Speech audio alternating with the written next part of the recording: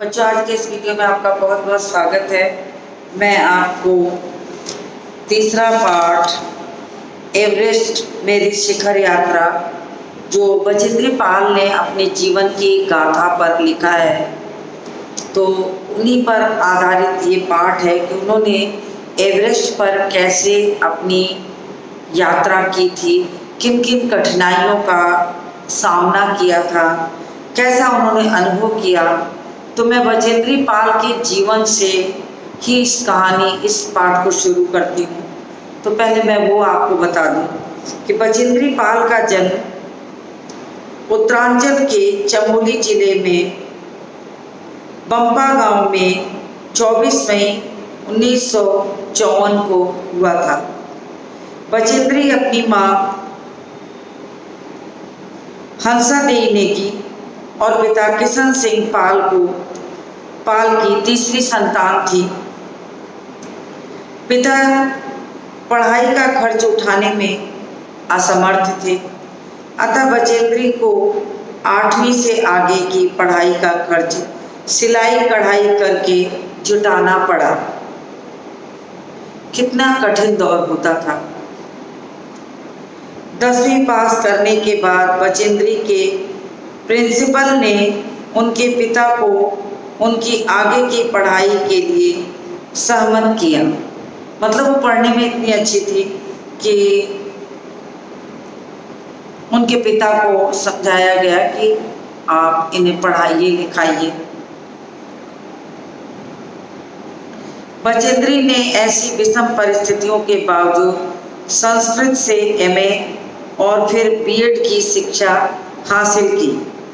लक्ष्य के प्रति इसी समर्पण भाव ने उन्हें एवरेस्ट पर विजय पाने वाली पहली भारतीय पर्वतारोही होने का गौरव दिलाया। यानी पहली भारतीय होने का उन्हें ये स्थान प्राप्त हुआ। बचेंद्री को पहाड़ों पर चढ़ने का चाव बचपन से था, जिसके कारण उनके मन में ये लगन जगी। जब इनका बड़ा भाई इन्हें पहाड़ पर चढ़ने से रोकता था और इनसे 6 साल छोटे भाई को पहाड़ पर चढ़ने के लिए उकसाता था। कहते हैं ना कि लड़कियां जो होती हैं उन्हें हर काम करने की आज्ञा घर वाले नहीं देते हैं। बहुत बार रोक देते हैं कि तुम्हें ये काम नहीं करना, ये लड़कियों का काम नहीं है। तो इन्हें रोका जाता था और छोटे भाई को उकसाया जाता था कि तुम करो। इन्हें खराब लगता था क्योंकि इनके अंदर सामर्थ्य था। तब बचेंद्री को बहुत बुरा लगता था।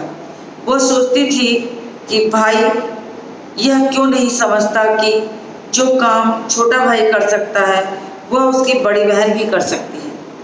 अब बचेंद्री को इसलिए बुरा लगता था कि बड़े भाई को ये समझ में क्यों नहीं आता कि उनसे 6 साल छोटा भाई अगर इस काम को कर सकता है तो मैं क्यों नहीं कर सकती, यानी बचेंद्री क्यों नहीं कर सकती। तो उन्हें लगता था कि भाई को ये बात समझनी चाहिए कि वो भी इस काम को कर सकती हैं। मगर भाई को ये लगता था कि लड़की है, और लड़कियों को प्रायः लोग कहते हैं कि अरे दूसरे के घर जाना है, हाथ पैर खराब हो जाएगा, तुम्हें क्या होगा, तुम नहीं समझते हो। उसके अंदर की हिम्मत को ये कहकर तोड़ दिया जाता है, ठुकरा दिया जाता है, उसे उसके लक्ष्य तक पहुंचने से रोक लिया जाता है कि तुम्हें ये काम, तुम्हारे लायक ये काम नहीं है। पुराने ज़माने की बात अगर करें तो पुराने ज़माने में ऐसा ही होता था कि लड़कियों की सुरक्षा को देखकर न तो उन्हें बाहर दूर दराज क्षेत्रों में पढ़ने जाने दिया जाता था, न उन्हें किसी प्रकार की सवारी साधन दिए जाते थे। अरे गिर जाओगी, हाथ पैर टूट जाएगा, साइकिल चलाना। लेकिन देखिए, इस आधुनिकता के दौर में लोगों की सोच में परिवर्तन तो आया है, फिर भी अभी भी हम लड़कों की अपेक्षा लड़कियों की सुरक्षा को लेकर ज़्यादा डरे रहते हैं। यद्यपि मैं ये नहीं कहूँगी कि लड़कियों को आज सुविधाएं नहीं मिल रही हैं। लड़कियों को भी पूरी सुविधाएं मिल रही हैं, दूर दराज क्षेत्रों में पढ़ाया जा रहा, विदेशों में पढ़ाई कर रही हैं, नौकरी कर रही हैं। लेकिन सबकी मानसिकता एक सी नहीं होती, और सबकी मानसिकता एक सी नहीं होती तो हमेशा माता पिता के मन में एक भय रहता है कि बेटी का ब्याह कर लें, तब पढ़ाएं, तब लिखाएं, तब दूर दराज भेजें, क्या करें, कैसे करें, उसकी सुरक्षा की बहुत बड़ी जिम्मेदारी है, सब कुछ होता है। तो छोटे भाई को आज बेटी अगर घर के बाहर निकलती है तो उसका छोटा भाई उसके साथ कर दिया बेटी कि बेटा तुम भी दीदी के साथ जाओ। अब वो छोटा भाई ही बड़ी बहन की रक्षा करता है। ये स्थिति हमारे समाज की है। तो बड़ा भाई जब बचेंद्री को पहाड़ों पे नहीं चढ़ने देता था और 6 साल छोटे भाई को चढ़ने की आज्ञा देता था तो उन्हें थोड़ा खराब लगता था कि समझने को क्यों नहीं तैयार है। लोग लड़कियों को इतना कोमल नाजुक क्यों समझते हैं? तो बचेंद्री के मन में ये बात आती थी क्या कि लड़कियों को इतना कमजोर क्यों समझा जाता है। बहरहाल पहाड़ों पर चढ़ने की उनकी इच्छा बचपन में भी पूरी होती रही। क्योंकि इनका परिवार साल के कुछ महीने एक ऊंचाई वाले गांव में बिताता था। क्योंकि पहाड़ों में इन्होंने जीवन व्यतीत किया था तो चढ़ना उतरना इनके जीवन का उद्देश्य था। तो ये अपनी शौक ऐसे ही पूरी करती थी चढ़ते उतरते। तो ये और इनका शौक पूरा होने का कारण ये था कि इनका परिवार कुछ महीने अपने गांव पर जो थोड़ी ऊंचाई पर था वहां जाता था और वहां जाने पर इन्हें पहाड़ों पर चढ़ने का अवसर प्राप्त हो जाता था। कुछ महीने पहाड़ के नीचे तराई में बसे और कुछ गांव में बिताते थे तो इन्हें ये मौका मिलता। जिस मौसम में परिवार नीचे तराई वाले गांव में आ जाता उन महीने में स्कूल जाने के लिए बचेंद्री को भी 5-6 मील पहाड़ की चढ़ाई चढ़नी और उतरनी पड़ती। अब जब परिवार तराई में आ जाता था पहाड़ों को छोड़कर तो स्कूल जाने के लिए उन्हें पहाड़ों पर चढ़ते उतरते जाना पड़ता था। तो कुल मिलाकर वो अपने शौक की चीज़ों को कुछ हद तक करने में समर्थवान थी, कर लेती थी। उनके अंदर इसी से तो इच्छा जागृत हुई कि वो पहाड़ों पर चढ़ सकती है। तो 5-6 मील की चढ़ाई तो वो प्रतिदिन करती थी। इधर बचेंद्री की पढ़ाई पूरी हुई, उधर इंडियन माउंटेन फाउंडेशन ने एवरेस्ट अभियान पर जाने का साहस रखने वाली महिलाओं की खोज शुरू की। अब जैसे ही बचेंद्री पढ़ चुकी थी तब तक एक अभियान शुरू हुआ इंडियन माउंटेन फाउंडेशन की ओर से, जिनमें कि ऐसी महिलाओं के लिए कि जो महिलाएं पहाड़ों पर चढ़ने का शौक रखती हैं, अगर वो इसमें भाग लेना चाहें तो आए। तो खोज करना उन्होंने महिलाओं की शुरू कर दिया। बचेंद्री इस अभियान दल में शामिल हो गई और बचेंद्री को जैसे ही पता लगा कि यह अभियान दल इन महिलाओं का सहयोग करेगा तो उन्होंने तुरंत ही उसमें शामिल होना उचित समझा। ट्रेनिंग के दौरान बचेंद्री 7,500 मीटर ऊंची मां चोटी पर सफलतापूर्वक चढ़ गई। अब उनकी ट्रेनिंग होने लगी तो उन्हें ट्रेनिंग में उनकी जो परीक्षा हुई उसमें उन्हें चढ़ाया गया तो वो 7,500 मीटर की ऊंचाई की पहाड़ी पर चढ़कर उन्होंने परीक्षा पास की। तो लोगों को लगा कि हाँ ये हो सकता है, कर सकती है। कई महीनों के अभ्यास के बाद आखिर वह दिन आ गया जब उन्होंने एवरेस्ट विजय के लिए प्रयास किया और जब वो 7,500 मीटर की ऊंचाई चढ़ ली तो चढ़ने के बाद उन्होंने प्रयास किया कि एवरेस्ट पे चढ़ने के लिए वो प्रतिदिन अभ्यास करने लगी और प्रतिदिन अभ्यास का ही नतीजा हुआ कि उन्हें पहली भारतीय महिला होने का गौरव प्राप्त हुआ। बचेंद्री ने एवरेस्ट विजय की अपनी रोमांचक पर्वतारोहण यात्रा का संपूर्ण विवरण स्वयं ही कलमबद्ध किया और उन्होंने ये एवरेस्ट मेरी शिखर यात्रा को अपने संस्मरण के रूप में लिखा। जो उन्होंने अनुभव किया था, जो उन्होंने एवरेस्ट पे चढ़ते समय कठिनाइयाँ झेली थी, जिन जिनका उन्हें सहयोग मिला था, सब कुछ देखते हुए उन्होंने ये माना था कि इसे लिखकर लोगों तक पहुंचानी चाहिए। तो उन्होंने उस चीज़ों को याद कर अपने कलमबद्ध अपने तरीके से उसे लिखा। तो उसी का विवरण इस पाठ में मिलता है।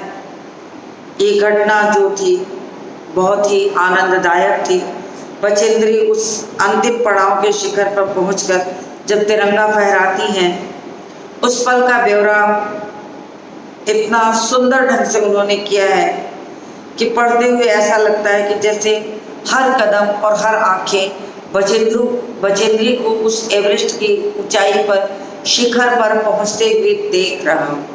वो तो वहाँ जाकर अपने साथ वो कुछ धार्मिक पुस्तक तक लेके गई थी, झंडे के साथ वो उन्हें वहाँ विराजमान कराई, और उन्हें लगा कि शायद ईश्वर का भी ये वरदान था कि वो इतने कठिन परिश्रम के साथ उस स्थान पर पहुंच पाई। तो बचेंद्री के अंदर जो लक्ष्य उन्होंने अपना बना के रखा था, उस लक्ष्य को पाने के लिए वो हमेशा प्रयासरत थी। जब उन्हें मौका मिलता, जैसे वो स्कूल जाने के समय मौका मिलता तो वो उसे करती, और ट्रेनिंग के दौरान तो उन्होंने ये साबित कर ही दिया था कि वो इस कार्य को कर सकती है। तो मैंने बचेंद्री पाल के जीवन से संबंधित कुछ बातें आपको बताई ताकि आपको पाठ के पढ़ने का उत्साह जगे कि कितने कठिन परिश्रम से व्यक्ति अपने लक्ष्य को प्राप्त करता है। तो यही यहाँ पर दिखाया गया है। तो मैं पाठ शुरू करती हूँ। एवरेस्ट अभियान दल 7 मार्च को दिल्ली से काठमांडू के लिए हवाई जहाज से चल दिया। यानी 7 मार्च को ये अभियान दल जो था वो दिल्ली से काठमांडू की उड़ान भरा, क्योंकि काठमांडू पहुंचकर ही उन्हें एवरेस्ट पे चलने के लिए आगे का काम करना था। तो इस काम को करने के लिए उन्होंने दिल्ली से वो पूरा एक समूह रवाना हुआ 7 मार्च को। एक मजबूत अग्रिम दल बहुत पहले ही चला गया था, जिससे वह हमारे बेस कैंप पहुंचने से पहले दुर्गम हिमपात के रास्ते को साफ कर सके। अब अभियान दल ने ये माना था कि सहयोग बहुत मिलता था। इन लोगों के पहुंचने के पहले ही कुछ लोगों को और रवाना कर दिया गया था काठमांडू को के लिए कि वहाँ पर चढ़ाई के लिए रास्ता बनाने का भी कुछ काम शुरू कर दिया जाए। तो उससे पहले ही काठमांडू रवाना कर दिया गया था, और जब इस अभियान दल का प्रयाण हुआ उसके पहले उन्होंने वहाँ के मार्ग को देख करके दुर्गम हिमपात वाले रास्ते को थोड़ा साफ किया और साफ करके आने जाने भर का रास्ता बनाया। नमचे बाजार शेरपा लैंड का एक सर्वाधिक महत्वपूर्ण नगरीय क्षेत्र था। अब पास का जो बाजार था, वो बाजार जो था वो शेरपा लैंड का एक सबसे बहुत ही प्रसिद्ध शहरी क्षेत्र था। आसपास के क्षेत्र की बात किया, काठमांडू के पास के एक शहरी क्षेत्र था। अधिकांश शेरपा इसी स्थान तथा यहीं के आसपास के गांव के होते थे। अब वहाँ रहने वाले जो लोग थे, शेरपा लोग जो थे वहाँ रहते थे, उसी आसपास के गांव के रहने वाले अधिकतर थे। यह नमचे बाजार ही था जहाँ से मैंने सर्वप्रथम एवरेस्ट को निहारा, जो नेपालियों में सागरमाथा के नाम से प्रसिद्ध है। मुझे यह नाम बहुत अच्छा लगा। अब बचेंद्री पाल जब दिल्ली से काठमांडू पहुंची तो उन्होंने पास के ही बाजार में देखा कि एक आसपास बाजार है जहाँ के गांव में रहने वाले लोग शेरपा कहलाते थे, और वहाँ के बाजार में जब वो थी तो उन्होंने सबसे पहले एवरेस्ट की चोटी देखने को उन्हें मिला, और एवरेस्ट की चोटी को देखकर वहाँ के जो लोग थे, वहाँ के रहने वाले जो नेपाली लोग थे, उसे सागर माथा नाम दे दी थी कि ये सागर का माथा है, मस्तक। तो सागर माथा नाम दे करके उन्होंने एवरेस्ट की चोटी को ये माना था कि एवरेस्ट की चोटी जो है वो वास्तव में बहुत चमकती सी, सुंदर सी प्रतीत होती थी। तो बचेंद्री को सागर माथा नाम लुभा गया था कि बहुत सुंदर लगा उन्हें ये नाम।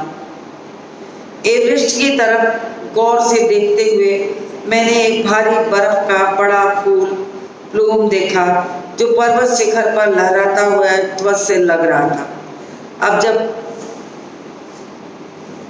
काठमांडू के पास के बाजार से उन्होंने एवरेस्ट को निहारा तो काफी दूर उन्हें हवा के साथ बर्फ के टुकड़े जो थे गोल गोल से उड़ते से दिखाई पड़े, और जिसे देखकर उन्हें क्या लगा कि भारी सा बर्फ का फूल है जिसे इन्होंने प्लूम कहा है। जब देखा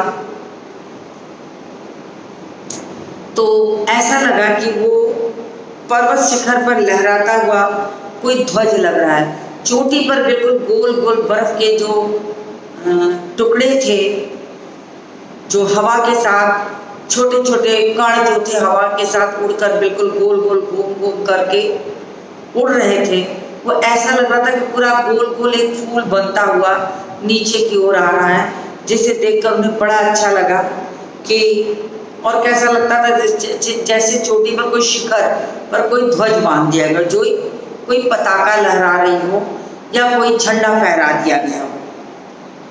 मुझे बताया गया कि यह दृश्य शिखर की ऊपरी सतह से लगभग 150 किलोमीटर तथा इससे भी अधिक की गति से हवा के चलने के कारण बनता है।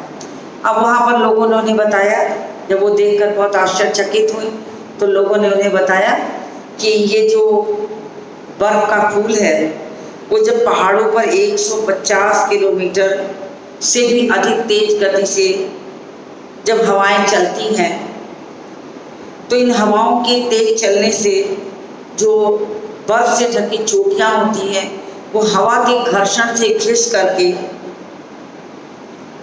इतनी तेज गति से 10 किलोमीटर इतनी तेज गति से हवा के साथ घूमती थी और सूखा बर्फ पर्वत पर उड़ता रहता था। बर्फ का यह ध्वज 10 किलोमीटर या इससे भी अधिक लंबा हो सकता था, और बर्फ का जो ये फूल जिसको कहा गया, प्लूम जिसको कहा गया है, जिसे ध्वज कहा उन्होंने कि ध्वज की तरह लग रहा था, वो उन्होंने कहा कि 10 किलोमीटर के आसपास हवा के साथ ये पूरा गोल गोल घूमते थे, जिसको कि बछेंद्री ने जब पास के बाजार से देखा तो उन्हें बड़ा आश्चर्यचकित लगा कि पहाड़ों पर ये हवाएं कैसे चलती हैं, बर्फ कैसे हवा के साथ घूमते हुए पताके की तरह लग रहे हैं।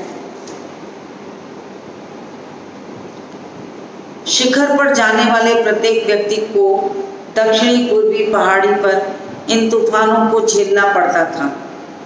अब शिखर पर कोई भी अगर चढ़ेगा तो ये जो हवाओं का तूफान था जिसके साथ बर्फ के घर्षण के जो टुकड़े गोल गोल झंडे की तरह घूम रहे थे, इनको तो उन्हें झेलना ही पड़ेगा, देखना ही पड़ेगा, और खराब मौसम में ये बहुत कष्टदायक होते हैं।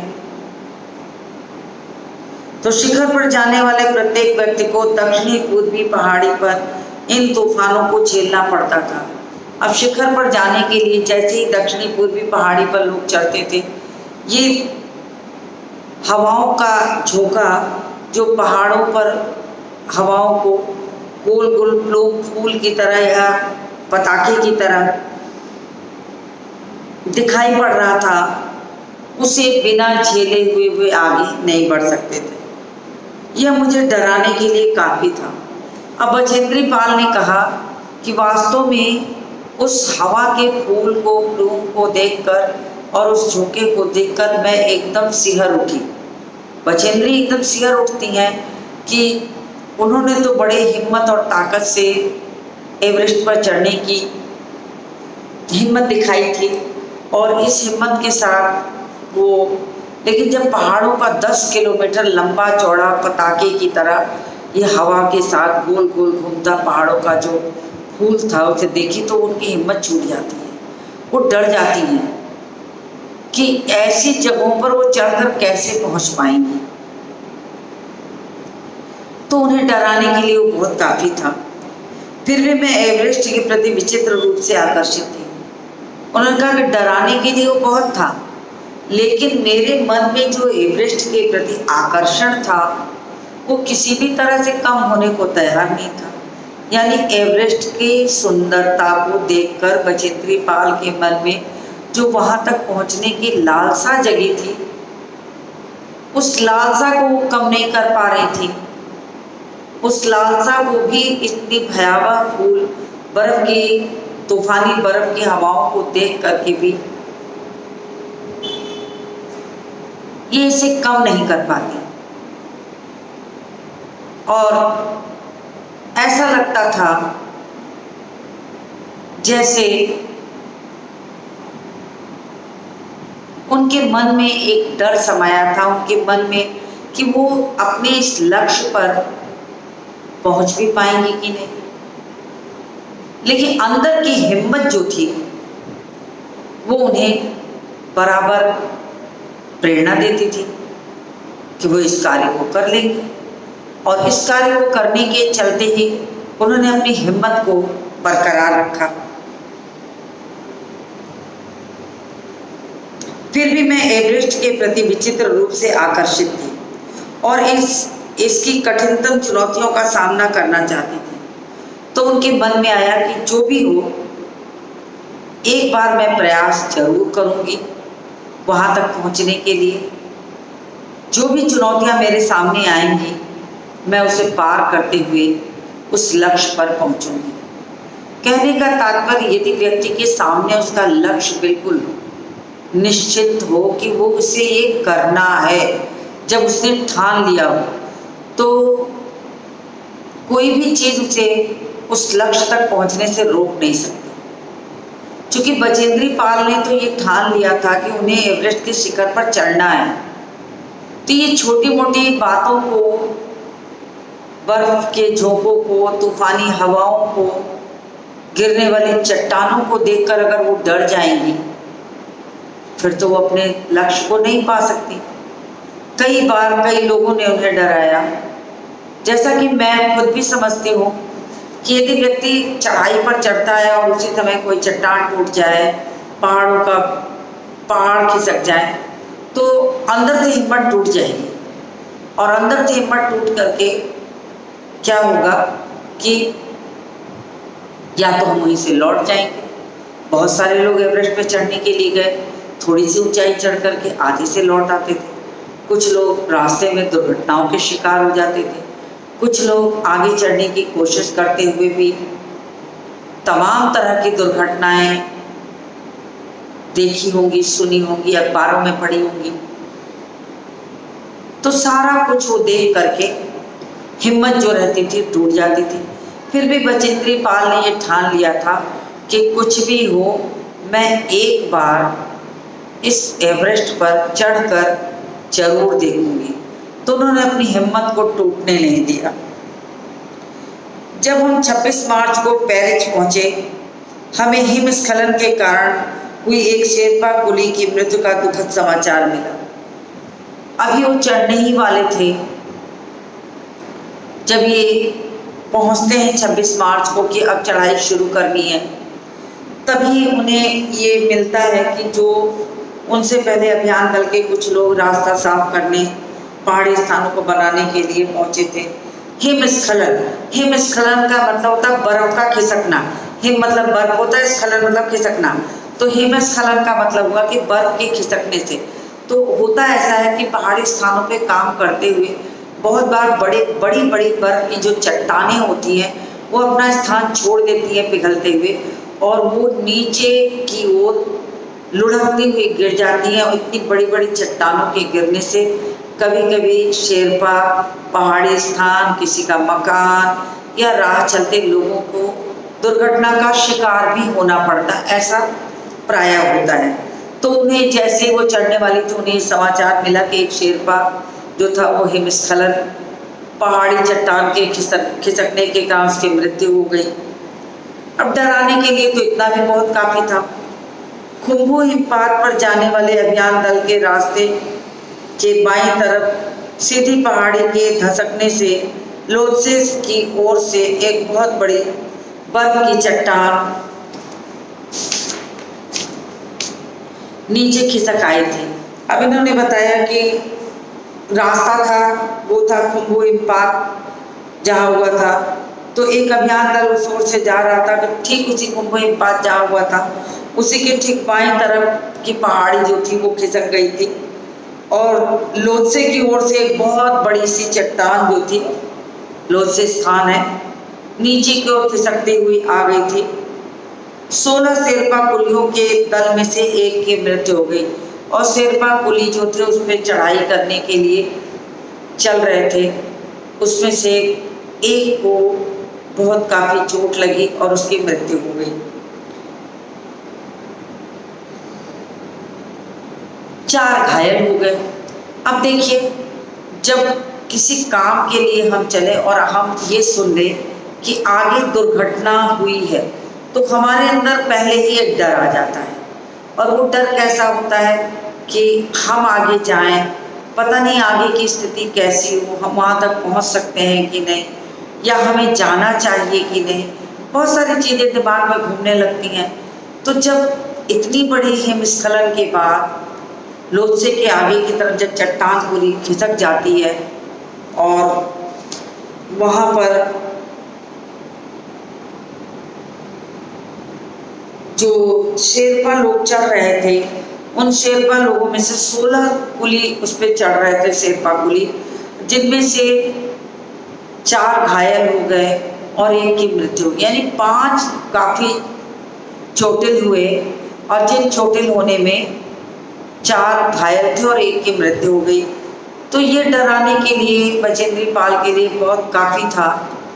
कोई भी व्यक्ति जो किसी कार्य को शुरू करने जा रहा और उसे अनहोनी का पता चल जाए या उसे ये लग जाए कि ये अनहोनी आगे हो सकती है या हो गई है, तो आगे आने वाले समय में उसका सामना वो कैसे करेगा, इसके लिए हिम्मत जुटाने की बहुत ताकत अंदर होनी चाहिए।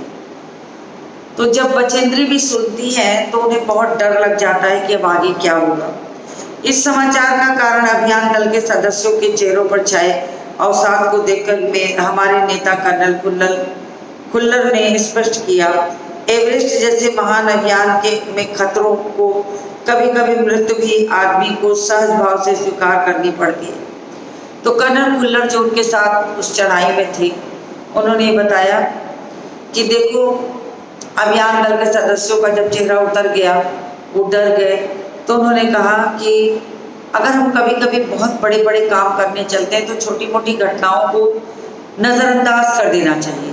नज़रअंदाज करके हमें अपने कार्यों को करना चाहिए, क्योंकि ये निश्चित है कि बड़े बड़े कामों को अगर करने चल रहे हैं तो कुछ भी हो सकता है। तो लोगों के मन से डर को हटाते हुए उन्होंने ये यहाँ तक ये भी कह दिया कि मृत्यु भी हो सकती है।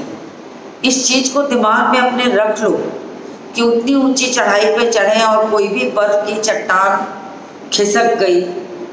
बर्फीले गड्ढे होते हैं पहाड़ों के भीतर, जिसके अचानक टूट जाने पर कभी कभी लोग खाइयों की तरह उस बर्फ के भीतर समा जाते हैं, जहाँ चट्टानों को में से निकालना मुश्किल होता है लोगों को, या कभी कभी नहीं निकाल मिलता, उनकी मृत्यु हो जाती है। तो बहुत सारी चीज़ें देखने को मिलती हैं, ये स्थिति होती है। बहुत सारी चीज़ों को यहाँ पर दुर्घटनाओं का शिकार होने की स्थिति बन जाती है। तो ये सारी चीज़ें भी उन्होंने कहा कि तो अपने मन में आप इसको सहज भाव में लेके चलो। उपनेता प्रेमचंद जो अग्रिम दल का नेतृत्व कर रहे थे, 26 मार्च को पेरिस लौट आए। उन्होंने हमारी पहली बड़ी बाधा खुम्बू हिमपात की स्थिति से हमें अवगत कराया। तो उन्होंने आगे की स्थिति को उससे पूरी चीज़ें बताई और वो वापस लौट आए। उन्होंने कहा कि उनके दल ने कैंप 6000 मीटर जो हिमपात के ठीक ऊपर है वहाँ तक रास्ता साफ कर दिया है।